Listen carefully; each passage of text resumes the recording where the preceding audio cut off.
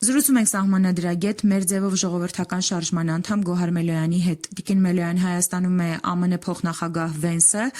եւ այս այցի շրջանակներում նաեւ խոսվել է 9 միլիարդ դոլարի գործարքի մասին, բայց ինչպես հասկացանք արդեն մտահոգություններ են հնչում, այդ մասին նաեւ խոսել է Նարեկ Կարապետյանը, որ սխալ թարգմանություն է տեղի ունեցել կառավարության կողմից ու այդ 9 միլիարդ դոլարի գործարքը իրականում նոր 9 միլիարդի պետական պարտքի ավելացում է, որով պետք է նոր ատոմային մոդուլյար կայան ունենանք։ Կխնդրեմ նախասեք ինչի մասին է խոսքը եւ սա որքանով կարող ենք հակաիրավական գործընթաց իրավիճակ համարել։ Բարի, շնորհակալ եմ, տեսեք, այստեղ առաջին հերթին սան թարգմանությունը լրջագույն դիվանագիտական էտիկետի խախտում է եւ կարծում եմ հենց վիրավորանք է շուրի նկատմամբ, այն էլ այս իրավիճակում Ամերիկայի Միացյալ Նահանգների մասին է խոսքը գերտերության այսպիսի բարձրաստիճան մակարդակով այցելության մասն է խոսքը եւ պաշտոնական կայքեջով այն էլ այդպիսի բնույթի տարամեկնաբանության տարաթարգմանության իրականացումը նախ չի կարող միտումնավոր չլինել, որովհետև ենթադրել է, որ Ամերիկայի Միացյալ Նահանգների փոխնախագահի խոսքը պետք է պրոֆեսիոնալ թարգմանչի կողմից թարգմանվի։ Թարգմանչի կողմից դժվար է պատկերացնել, որ արտահանում եւ ներդրում բառերը կարող են շփոթեցվել, որովհետեւ J.D. Vance-ը իր խոսքում ասում է, որ 5 միլիարդ դոլարի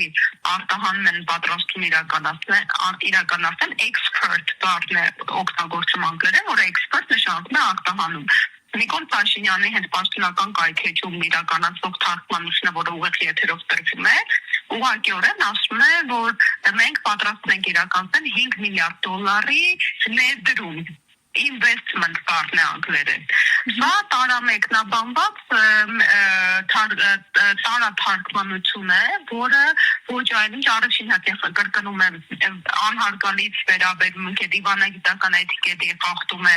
հենց ժյուրի նկատմամբ ու տվյալ պետության նկատմամբ, երկրորդն էլ բնականաբար ակնհայտ մանիպուլատիվ նկատառումներ ունի մեր ներքին լսանի հայ հանրության համար։ Այսինքն այն իրավիճակը, երբ ըստ էության ստացվում է, որ J.D.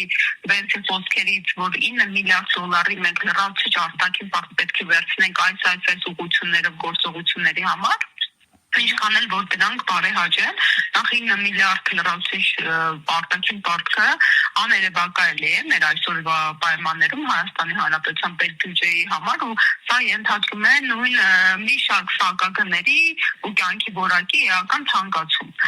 Երկրորդ, անգամ եթե այդ պատրաստում եք նման փոխհամաձայնության, դա մոլորեցնել է լրացուցիչ պարտականությունն ու բեռը վերցված ինչքան է որ լավ նպատակով այն չկատարվում, ներկայացնել որպես ներդրում, դա արդեն իսկ լսարանի նկատմամբ ոչ թե անհարգալից, այլ հակաիրավական մոլորել կոնկրետ բարձրաստիճան պաշտոնատար անձանց կողմից, ովքեր հաշվետու են հայ հանրությանը եւ քաղաքացուն, մոլորեցում է տեղի ունեցող գործընթացների վերաբերյալ։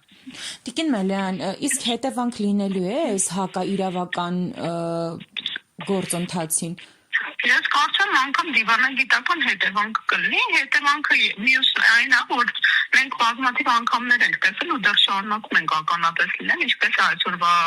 իշխանությունը իրեն բարձրաստիճան պաշտոնատար անձանց իրեն հենց գործադիր իշխանության ղեկավարը իրեն թույլ տալիս ամենասևը սպիտակի վրա գրված ուղղակի սահմանադրայրավական նորմերին ոտնահարում։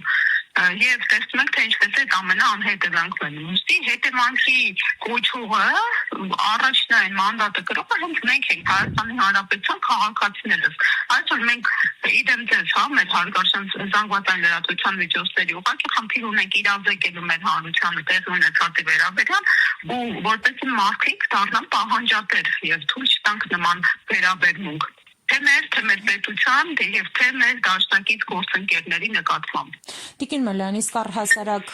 Վենսի այցը Հայաստան ինչպես կգնահատեիք, այսօր էլ ծիծեռնակաբերդում եղավ, այնուամենայնիվ մենք որպես պետություն, ժողովուրդ մի օգուտ ունենալու ենք, իրապես օգուտ այս այցից, թե ուղղակի արարողակարգային բնույթ էր կրում զուտ։ Զուտ արարողակարգային տեսանկյունից բնականաբար գնահատականը դրական է, որ այդպիսի բարձր մակարդակով